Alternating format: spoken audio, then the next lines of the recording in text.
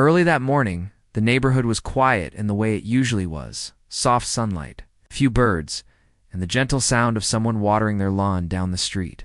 Inside the small beige house at the corner, Mia was moving through her usual routine.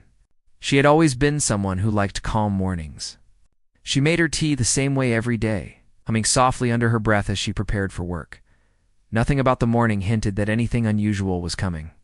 Even her brother Daniel, who lived with her for the time being, felt the same kind of ordinary stillness. He sat at the kitchen table, scrolling casually through his phone as Mia finished packing some school papers into her bag. "You're heading out a little early today," he said without looking up. "I want to stop by the store first." Mia replied with a small smile. "The kids have a project coming up. I want to get a few extra supplies." Her tone was relaxed, gentle, just like she always was. But halfway through sipping her tea, something odd caught her attention. She heard the distant sound of engines, several of them getting louder. At first, she assumed they were just work trucks, maybe for a nearby construction project. But the sound didn't fade. It grew sharper, heavier, lined with urgency. Daniel lifted his head. "You hear that?" Before Mia could answer, loud knocks hit their front door, rapid, forceful. The kind that instantly tightened the air in the room. Mia froze. Daniel stood up slowly, confused. Loud knocks didn't belong in their quiet mornings. "Stay here," he whispered, though he wasn't sure why. But Mia shook her head. "It's probably nothing. Maybe someone needs help." She walked toward the door, her steps cautious, and pulled it open. What she saw made her heart stop. 4 uniformed officers stood on the porch. Behind them, 2 patrol cars blocked a part of the street. Their lights weren't flashing, but the engines were still running. The officers stood stiff, serious, as if they had come for something big. "Good morning, ma'am," the lead officer said. His voice was steady, but his eyes were sharp. "We need you to step outside for a moment." Mia blinked, her hand still resting on the doorknob. "Is something wrong?" "We just need you outside," he repeated, more firmly this time. Daniel appeared behind her, taking in the sight. "What's going on?" The second officer stepped forward. "We're here regarding an ongoing investigation. We need to speak with her." "Investigation? About what?" Daniel asked, confusion shifting into concern. But instead of answering, the officers stepped forward as if they expected Mia to move aside on command. Mia's breath caught. She wasn't someone who argued with police. She had always believed that if you were honest and respectful, things would go smoothly. So, despite being confused, she nodded slightly and stepped outside. Daniel followed her, refusing to let her face whatever this was alone. Neighbors had already begun peeking through windows and across fences. The sudden arrival of multiple police cars was impossible to ignore. Mia felt their eyes on her, curious, concerned, whispering, even though they couldn't hear what was happening. "Ma'am, turn around," the lead officer instructed. Mia froze again. "Why? What's happening?" "We have a warrant to detain you for questioning," he said the words, as if they were routine, nothing more than an item on a checklist. Daniel stepped forward quickly. "Hold on, detain her." "For what? What did she do?" His voice shook, not out of anger, but fear. The officer kept his eyes on Mia. "Turn around, please." Still confused, still trying to understand, Mia did as she was told. But she couldn't stop the rising knot in her chest. She had never been in trouble a day in her life. The idea of being detained felt unreal. The officer gently but firmly took her hands and placed them behind her back. That moment cold metal touching her wrists made everything suddenly too real. Daniel's voice rose. "Wait, you can't just take her without explaining anything. She works at a school. She hasn't done anything." "Sir, step back," the second officer warned. "This isn't the place for discussion. Then tell me what's going on." Daniel insisted. The officers didn't answer. They didn't even look at him. The silence made the whole situation feel even more wrong. Mia looked over her shoulder, meeting Daniel's panicked eyes. "It's okay," she whispered, though she wasn't sure she believed it. "I'm sure it's a misunderstanding." It didn't feel like a misunderstanding. As the officers began walking her toward the patrol car, Daniel followed closely, refusing to leave her side. Where are you taking her? What is this about? She hasn't done anything, one officer muttered. It's related to financial misconduct connected to the neighborhood association. Daniel blinked. What? What are you talking about? That doesn't make sense. She's not even part of any of that. But the officer didn't respond again. By now, more neighbors had stepped outside, pretending to check mailboxes or walk dogs. Their eyes drifted toward Mia as she was led away. Some whispered. Some simply stared. Others looked worried but didn't want to get involved. Mia felt her face heat with embarrassment, confusion, fear all blending together.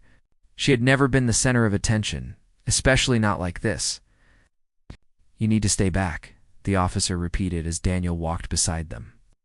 I'm not letting you take my sister without knowing why, Daniel said firmly, his voice cracking. One of the officers made a quick call on his radio, speaking quietly. His tone sounded tense, as if he suddenly realized something wasn't going as smoothly as he had expected. Mia noticed this. Daniel noticed this. Even one of the neighbors noticed. Something about the officer's behavior felt rushed, pressured, almost uncertain. When they reached the patrol car, Mia hesitated before getting inside. She looked at Daniel, her expression soft but scared. Please call someone, she whispered. Find out what this is about. Daniel nodded quickly. I will. I'm right behind you. You're not alone. The officers closed the car door gently, but firmly. The sound of it shutting felt heavy, like a lock clicking on a chapter of her life. She wasn't prepared to face. Daniel turned to the lead officer again. Look, there has to be a mistake. She hasn't done anything wrong. She's a teacher. She stays out of trouble. She barely even talks to the HOA people, except to file that complaint the other day. He stopped. The lead officer's eyes flickered for a split second, almost a twitch, when he mentioned the complaint. That was odd.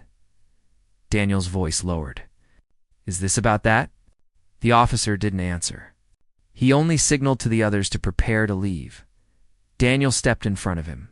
Tell me if this is because she reported the HOA president for overcharging everyone. Tell me. The officer stared at him blankly. Sir, move aside. Daniel didn't move. Not yet. She did the right thing. You can't arrest someone for telling the truth. The officer didn't speak. He simply lifted his hand and motioned toward the patrol car behind Daniel. We have our instructions. Those words felt cold enough to make Daniel forget the warm sunlight, the quiet morning, the ordinary calm that had started his day. He stepped aside, helplessly watching as the officers returned to their cars, but the doubt in their faces. The hurried radio calls, the subtle nervousness stayed with him. None of this felt right. As the patrol car holding Mia started to pull away, Daniel stood in the middle of the street, breathing hard, trying to think. His mind raced, trying to understand what had just happened. The neighborhood that had always felt safe now felt heavy, tense, and uncertain. He glanced around at the watching neighbors. Some looked sympathetic. Others looked worried. But no one said anything. Daniel didn't wait another second. The moment the patrol car disappeared around the corner, he rushed back inside, grabbed his phone, and made a call he hoped would help him find answers fast. He didn't know it yet, but this moment was only the beginning. Something bigger was coming, something the officers never expected, and it was already on its way. Daniel paced across the living room, one hand gripping his phone while the other pressed against his forehead. His sister had just been taken away without a real explanation, and his mind was spinning. Every thought crashed into the next. None of it made sense. The house still felt warm from the quiet morning, but to Daniel it felt cold now, empty, too still. The world had flipped in minutes. He tried calling Mia's closest friend, then another friend, then a coworker, but nobody knew anything. Each call only made him feel more helpless. Finally, he dialed a number he hadn't used in a long time, someone he trusted, someone who might actually know more. When the person answered, Daniel's voice shook. I need help. They just took my sister. Explained everything quickly, the police cars, the officers refusing to answer questions. This strange comment about the HOA. His friend listened silently. "Daniel," the friend said slowly, "this doesn't sound like a normal detainment. Something's off. Are you sure they showed you a proper warrant?" "They didn't show anything. They barely talked. They just took her." Daniel's frustration broke through his voice. His friend responded with a calm but serious tone. "I'll reach out to someone who might know what's happening. Stay by your phone. Don't leave the house yet." When the call ended, Daniel sank onto the couch. His breathing felt heavy. He stared at the door Mia had walked through less than an hour ago. The same door she used every morning. But today it had led to something entirely different. He ran his hands through his hair. He felt powerless, but also angry. Angry that they had treated Mia like she was a danger, like she had done something awful. She was the most gentle person he knew. All she ever did was help people. He replayed the moment in his head, the way the officers looked at each other. The way one officer kept whispering into his radio. The way their eyes shifted when he mentioned Mia's complaint about the HOA president. It had been a small complaint, nothing extreme. It's just a simple written report about unexplained fees and missing paperwork. Could that really be connected? He needed answers. Needed to know Mia was safe. Daniel didn't even realize he was biting his lip until he tasted a faint sharpness of pain. He stood up again, unable to sit still. He grabbed his keys, had to do something. But as he reached for the door, his phone, VIB or a TED. His friend again, Daniel answered immediately. "Did you find anything?" The voice on the other end sounded more serious this time. "Listen carefully. I talked to someone in a nearby department. They said there's no official record yet of any detainment under your sister's name." Daniel froze. "What do you mean, no record?" "I saw them put her in the car. I know. That's why this is strange. If it was a normal financial investigation, it should have been logged already." "So what does that mean?" There was a pause. "It means something isn't lining up.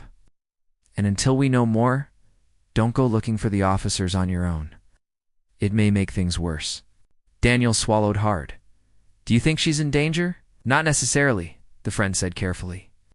"But it sounds like someone wants her out of the way. Let me keep digging. Stay alert." The call ended, leaving Daniel with more fear than comfort. He stood by the window, staring at the street where the patrol cars had been. A single sheet of paper fluttered in the breeze on the lawn. It's a kind that might have fallen out when the officers were talking. Daniel stepped outside and picked it up. It was a printed notice from the neighborhood association, the same HOA Mia had filed a complaint against. At the bottom, someone had scribbled a signature so messy it looked like it had been rushed. Daniel stared at it for a moment. A knot formed in his stomach. Something about the paper felt wrong, forced, almost desperate. He heard a soft voice from behind him. Daniel was an elderly neighbor, Mrs. Ward, stepping out of her house with worry in her eyes. "I saw what happened," she said quietly. "Is Mia all right?" Daniel forced a small breath. "I don't know yet. They didn't tell us anything." The woman stepped closer, lowering her voice. "I saw the officers arrive before you opened the door. They looked unsure, like they weren't fully prepared. One kept checking something in his pocket. Their cars didn't have the usual paperwork bags attached." Daniel frowned. "What does that mean?" "It means," she whispered, "I've lived here for 30 years. I've seen a lot. And those men didn't look like they were handling a real case. It looked rushed. It's almost like they were acting on someone else's orders." Daniel felt a chill. "Do you think the HOA president could be involved?" The woman hesitated, then nodded slightly. "I don't trust him. And I know Mia had that disagreement with him recently." Daniel didn't answer. He didn't know what to think anymore. He thanked her and returned inside, the paper still in his hand. He placed it on the kitchen table and stared at it. The messy signature, the rushed tone, the feeling that it wasn't official. It felt wrong. As he stood there, trying to make sense of it all, he felt overwhelmed by a sudden wave of fear, not for himself, but for Mia. She must have been terrified. She didn't like conflict. She never raised her voice. And now she was alone, taken by people who couldn't even explain why. Daniel leaned on the counter, letting a deep breath out. Couldn't stand the thought of her sitting somewhere confused and scared. He walked into her room. Looked exactly the same. Small, neat, warm.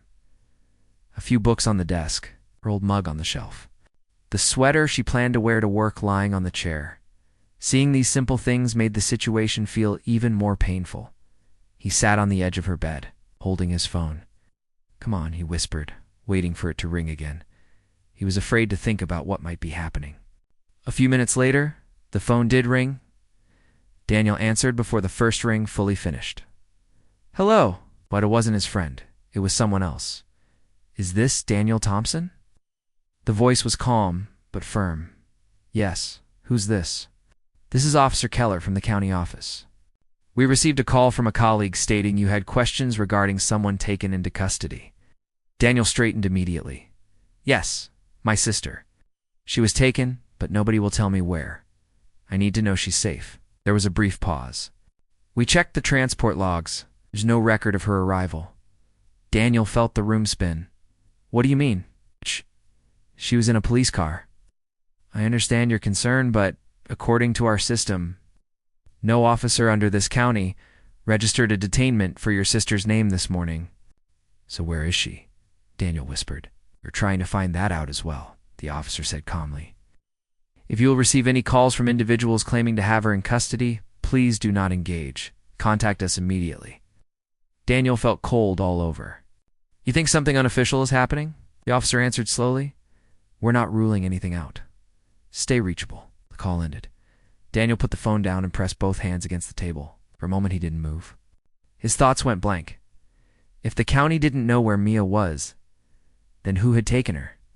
He stared out the window again, his heart pounding in his chest. Everything felt wrong. Now every sound, every shadow, every thought. And then, suddenly, another memory floated to the surface. A conversation he once overheard. Mia talking on the phone late one night. Her voice low, saying she didn't want anyone to worry, saying she just helped with paperwork for a federal investigator, saying she wasn't allowed to talk about it. At the time, Daniel didn't think much of it. She always got involved in community issues, trying to fix things, help people. But now he wondered if what she was doing had been more serious than he realized, and if that had anything to do with why she was taken. His phone buzzed again, message this time. "Stay where you are. Help is on the way. No name, no details, just that." Daniel stared at the message for several long seconds. His chest tightened. Help from who? His friend? The county? Someone else? He didn't know. But he felt a strange mix of fear and hope. He looked out the window again, scanning the quiet street, and for the first time since the morning began, felt that something shifting in the air, something big approaching, something that would change everything. He just didn't know whether to feel relieved or terrified. All he could do was wait and hope Mia was all right. Wherever she was, the day felt heavier than usual as Daniel paced around the small living room, trying to understand how everything had gotten so out of control. His sister had always been someone who kept to herself. She spent most of her time at work or helping neighbors when they needed something simple, like fixing a printer or checking their bills. She wasn't someone who made trouble, and that made the whole situation feel even stranger. After the police car drove away with her, Daniel stood frozen for a moment. Didn't shout or run toward the car because something inside him felt off. Something wasn't normal about the way everything happened. The officers looked nervous, unsure, almost rushed. He didn't know much about police work, but he knew when people were hiding something. The house felt empty without his sister's calm presence. Daniel tried sitting down, but his mind wouldn't let him rest. His hands shook, his stomach felt tight, and the worry inside him grew bigger every second. He couldn't just stand around and wait for answers. He needed to do something. He pulled out his phone and scrolled through the contacts. There weren't many people he could trust with something this serious. But one name stood out, an old friend he hadn't talked to in months. This friend worked in a government office. Nothing too high or dramatic, but he understood rules, procedures, and the way official systems worked. Anyone could help him find out what was going on. It was him. Daniel took a long breath before calling. His voice cracked a little as he spoke, explaining everything as clearly as he could. The friend stayed quiet most of the time, only asking questions when needed. When Daniel finished, there was a long pause. "Let me check something," the friend finally said, his voice suddenly serious. Stay where you are. Don't try to confront anyone. The call ended and Daniel sat down again, feeling even more worried. The silence in the house felt loud. He kept glancing at the door, almost expecting his sister to walk in with her usual soft smile, as if nothing had happened. Minutes passed slowly, each one heavier than the last, and his phone rang again. His friend sounded different this time, focused, alert. "Listen to me carefully," he said. "There's something wrong with how they handled this. I checked the arrest record and nothing matches what the officers said." Daniel's heart skipped. "What do you mean?" "I said it was about some financial issue with the HOA. "That's the strange part," the friend replied. "There's no official complaint under her name. There's nothing that would justify an arrest. And the document number the officers provided doesn't exist in the system." Daniel closed his eyes for a moment, feeling the weight of those words. He knew something was off, but hearing it confirmed made his chest tighten. "Is she okay?" Daniel asked quietly. "I'm trying to find out, but there's something else," the friend said. "Do you remember when she worked on that short-term project last year? The one she never talked much about?" Daniel nodded, even though his friend couldn't see him. His sister had been hired for a few months to help with some financial records for a government group. She always said it was nothing important. It's just regular work she couldn't discuss openly. "Well," the friend continued, "that project wasn't small. She was helping a federal task team with sensitive information. She wasn't just doing paperwork. She had clearance, real clearance. Enough that her sudden arrest will raise concerns with the people she worked with." Daniel felt a mix of surprise and fear. His sister never bragged, never tried to look important, never discussed anything that could make someone think she had a big role in anything. She lived simply and quietly. Hearing this now made everything begin to make sense. "So, what does that mean?" he asked, his voice barely above a whisper. "It means the wrong people might have targeted her," the friend said. "If someone from the HOA is involved and they use the police to get to her, then this is serious. Really serious. Her team is going to notice she's been taken in." Daniel felt his heartbeat increase. "Will they help her?" "They don't let things like this slide," the friend said. "Give me a little more time. I'm sending this up the chain. Stay put and do not confront anyone from the HOA or the police. This has already gone further than you think." The call ended again, and Daniel placed the phone on the couch beside him. He leaned forward, resting his elbows on his knees, trying to process everything. His sister had gotten involved with something far bigger than she let on. Not because she wanted attention or money, but because she believed in doing things the right way. She always tried to help people, even when it made her life harder. Thinking about that made Daniel's worry turn into something else's: determination. He wasn't going to sit around feeling afraid, but he also knew he had to be careful. His friend's warning echoed in his head. He stood up and walked toward the window. Outside, everything looked normal. A neighbor trimming hedges, a couple walking their dog. The quiet afternoon didn't match the storm building inside him. He suddenly thought about the officer who kept making phone calls earlier. The one who couldn't look Daniel in the eye? The one whose hands shook slightly when writing down information. That wasn't normal behavior for someone sure of what they were doing. Daniel grabbed his jacket and stepped outside. He didn't plan on confronting anyone, but he needed to see something for himself. The air outside felt cooler, helping him think clearly. He walked down the street toward the small corner where the HOA office was located. He didn't enter the building. Instead, he watched from across the street. People went in and out quickly, some looking tense. At one point, he saw the HOA president peek out the door. Scanning the area like he was checking if anyone was watching him, Daniel stepped back slightly, hiding behind a parked car. His instincts screamed that something wasn't right.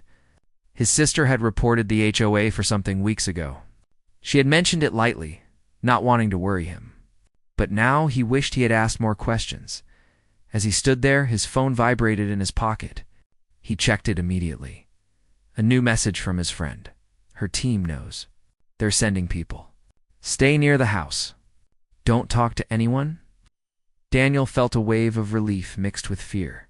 Federal backup. That meant his sister wasn't alone. Someone powerful was coming to help her.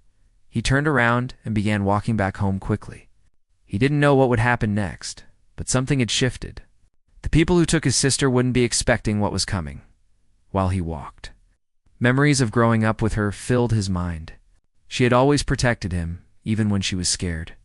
She stood up for others, even when no one asked her to. And now, it was his turn to stand by her. Even if all he could do was wait, back at the house, he sat down again, feeling more grounded. He didn't know how long it would take for help to arrive, but for the first time since the arrest, he felt a small spark of hope. He looked toward the door, imagining the moment his sister would walk back inside, safe and free.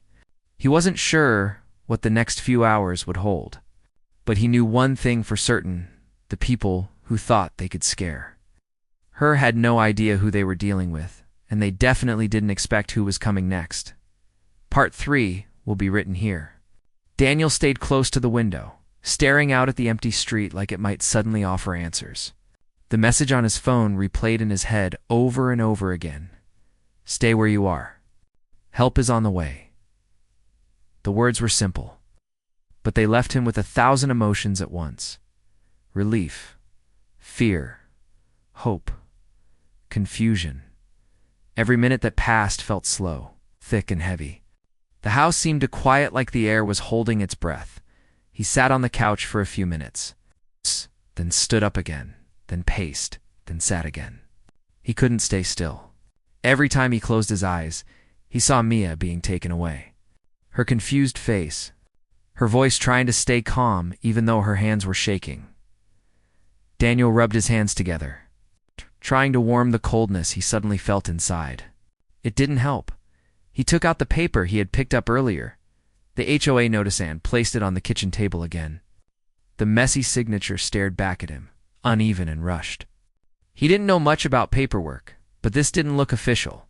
It looked thrown together, like someone needed something that looked important, not something that was important. Daniel leaned closer. Maybe he was overthinking.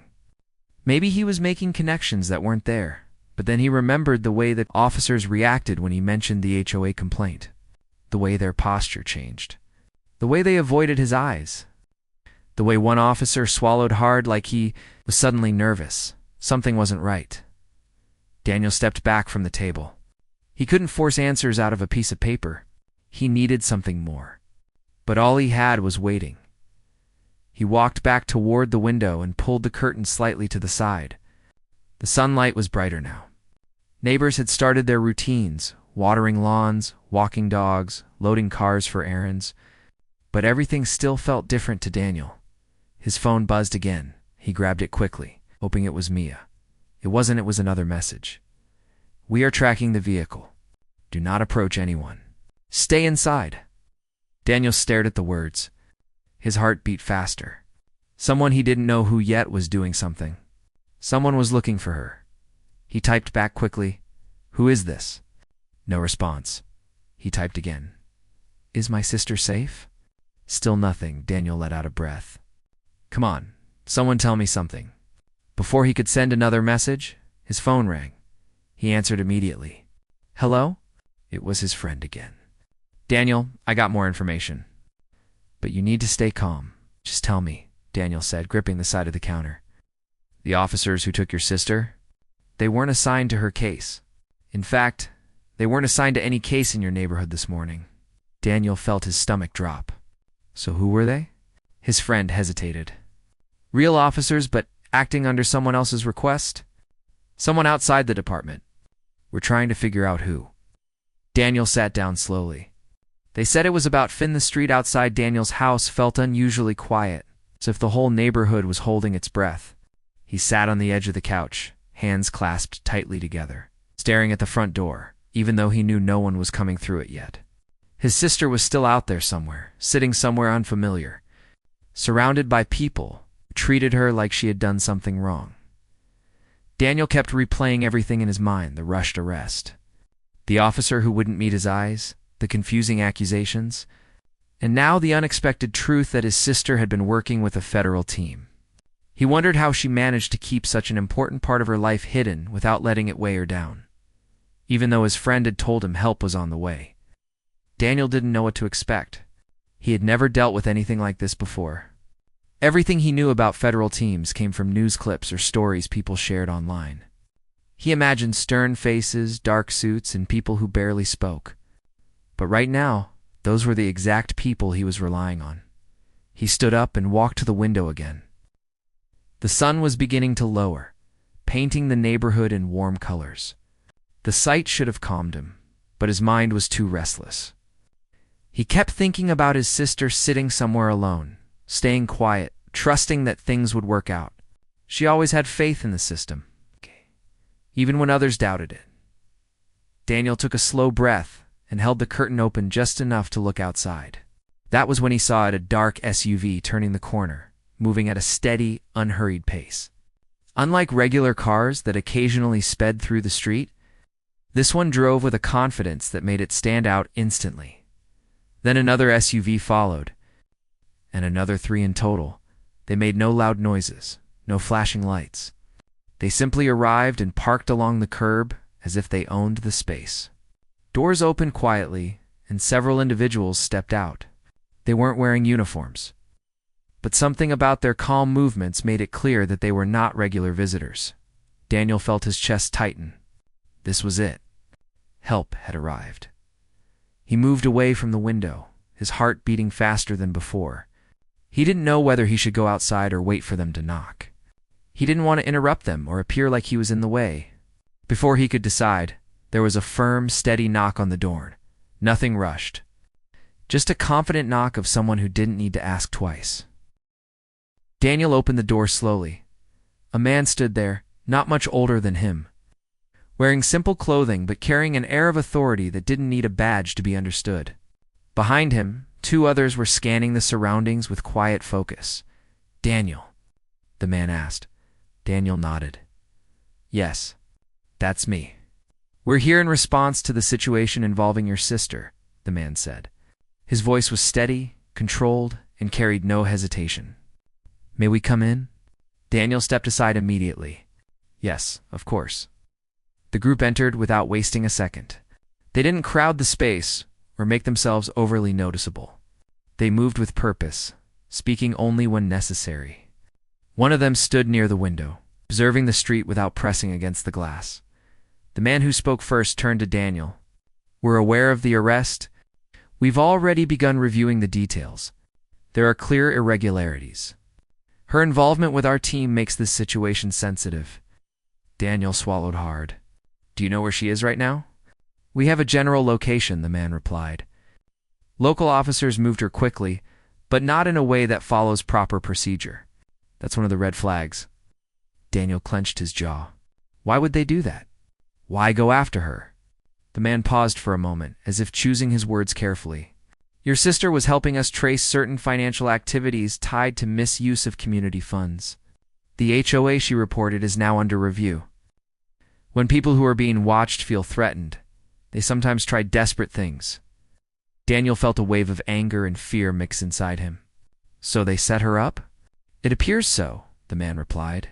"But we're here now, and we're not going to allow anyone to harm her or interfere with the ongoing work." Another agent approached the man and handed him a small tablet. He glanced at it briefly before looking back at Daniel. "They're still in the area," the agent said. "They haven't taken her to the main station. They're stalling somewhere." Daniel's breath caught. Why would they stall? "To figure out what to do next," the man said. "They probably didn't expect anyone to notice the inconsistencies so quickly. And they definitely didn't expect us." Daniel took a step forward. "What happens now?" "We're going to retrieve her," the man said simply. "And once she's safe, we'll deal with everyone involved. Right now, your only job is to stay here and wait. We'll bring her back." Daniel wanted to argue. He wanted to say he should go with them, that he needed to be there when they found her. But the calm certainty in the man's voice stopped him. These people knew what they were doing. They weren't afraid, they weren't confused, and they weren't wasting time. "Please," Daniel said quietly, "bring her back safely." The man nodded once. "We will." With that, the group moved toward the door again. They didn't run, but their speed increased slightly, enough to show they were ready to act. Daniel followed them to the doorway and watched as they walked toward the SUVs. The engine started silently, the vehicles pulling away with a smoothness that made the whole moment feel surreal. Daniel watched until they turned the corner and disappeared from sight. He closed the door gently, feeling a mixture of hope and worry swirling in his chest. The house was silent again, but it didn't feel as heavy as before. For the first time since the arrest, Daniel felt like something was shifting in their favor. He sat down on the couch, leaning back, closing his eyes as he tried to steady his breathing. He didn't know exactly what the agents were doing at that moment, but he could picture it clearly: the dark SUVs moving with purpose, the team working together, each one focused on bringing his sister back. Somewhere out there, she was waiting, and she probably didn't know that help was already on the way. She didn't know that the people she once worked with were coming for her. Daniel. Imagine the look on her face when she realized she wasn't alone. A small smile touched his lips. Those who thought they could take advantage of her were about to learn a lesson they didn't expect, and they certainly didn't expect federal backup to arrive. The sky had already shifted into soft evening colors by the time the SUVs disappeared around the corner. Daniel stood quietly inside his house, his hands resting on the back of a chair as he tried to calm the nervous energy running through him. He was grateful the federal team had taken control of the situation, but the waiting felt heavier than anything he had dealt with before. His sister was somewhere out there, likely scared, confused, and trying to keep herself calm, just like she always did in stressful situations. The next few minutes passed painfully slowly. Daniel walked around the living room, sat down, stood up again, walked to the window, and then back to the couch. Every sound outside made him think someone was arriving. Every buzz of his phone made his heart jump, but none of them were the message he wanted. He kept reminding himself that the team had promised to bring her back. They looked confident, prepared, and absolutely certain of what needed to be done. They didn't speak like people who were guessing. They spoke like people who knew exactly how these situations worked. Still, waiting felt like the hardest thing he had ever done. At one point, he stepped outside to get a bit of fresh air. The air was cooler now, with a soft breeze moving through the trees. A few neighbors were walking by, giving Daniel sympathetic nods without asking questions. Some had witnessed the arrest earlier. Their expressions showed they had been thinking about it all day. Daniel didn't want to talk to anyone just yet. He simply nodded back, then returned to the house. Inside, he sat on the couch again and took a deep breath. He thought about his sister's calm smile, the way she always tried to keep him steady when things went wrong. She had always been patient, generous, and hopeful, even in uncertain times. And now, he hoped she was holding on to that same strength. Suddenly, his phone buzzed. Daniel grabbed it instantly. A message from his friend. "They have her. On their way back." Daniel froze for a moment, letting the words sink in. Relief washed over him like warm water. He leaned back, closing his eyes, feeling his chest loosen for the first time since the morning. She was safe. After a few moments, he stood up and walked back to the window. The street was quiet, but he knew the SUVs would appear soon. He didn't know how long it would take, but he was ready. He wanted to be the first person she saw when she stepped out. 10 minutes passed, then 15, and then, finally, he heard the familiar hum. Not loud, but steady. A sound that almost carried its own sense of authority. 3 dark SUVs appeared again from the corner, moving slowly this time. They approached the house and parked in the same spots as before, but this time, the moment carried a feeling of completion. It's like something that had been taken was being returned. Daniel rushed to the door but tried not to look too frantic. He opened it just as one of the SUV doors swung open. His sister stepped out. She looked tired. Her hair was a little messy, but she was standing straight, her eyes searching for familiarity. When she saw Daniel, her shoulders dropped with relief. "Hey," she said softly. Daniel didn't wait. He walked over quickly and pulled her into a hug. She hesitated for a second, and then hugged him back tightly. "You're okay," he whispered. "I'm okay," she replied, her voice steady, but carrying the weight of everything she had gone through. The lead agent stepped forward, giving them a moment before speaking. She wasn't harmed. They kept her in a small room at a private building, not a station. Completely off book. They were trying to buy time. Daniel nodded, still holding his sister's hand. Thank you, really. The agent gave a small nod. This situation isn't over yet. We'll be handling the rest. The people responsible won't be able to hide what they've done. Daniel's sister looked at the agent. Thank you for coming, she said softly. I didn't think anyone knew what was happening. We monitor everything involving our team, he replied. We take care of our own. Another agent stepped closer. We'll need to ask you some questions tomorrow. But tonight, go inside. Rest. You've both had a long day. Daniel and his sister nodded. The agents returned to their vehicles. The engine started quietly, and soon the SUVs pulled away. Leaving the siblings standing on the porch together, Daniel looked at his sister again, making sure she really was okay. She gave him a small smile, tired but real. Let's go inside, he said. They stepped into the house, closing the door gently. The familiar warmth of the living room wrapped around them, making the fear of the day slowly fade. His sister sat down on the couch, letting out a long breath. It was strange, she said. They didn't argue or threaten or anything. They just took me somewhere quiet. They seemed nervous, like they didn't know what to do after they grabbed me. Daniel sat beside her, listening carefully. They asked a few questions, she continued.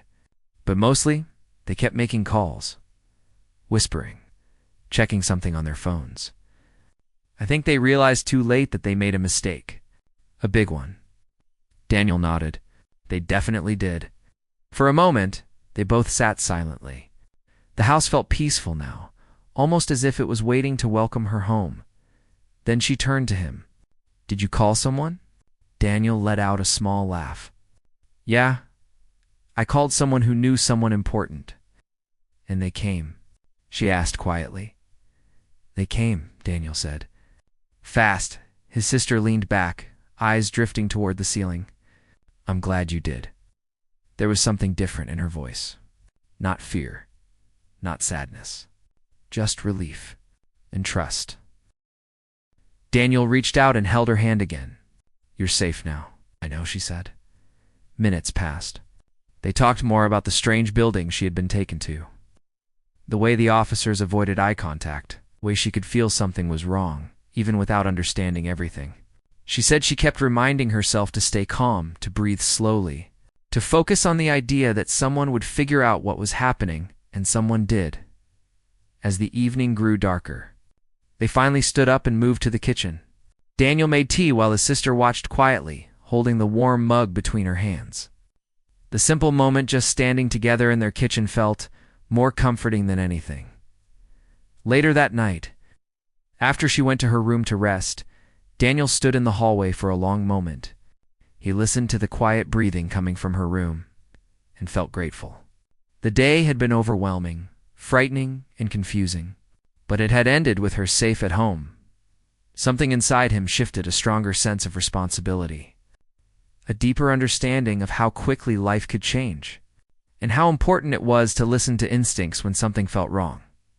Before going to bed, Daniel sent a short message to his friend. She's home. Thank you, his friend replied almost instantly. I'm glad. Justice will follow. Rest. Daniel placed the phone on the table and walked to his room. For the first time since the morning, he felt like he could actually sleep.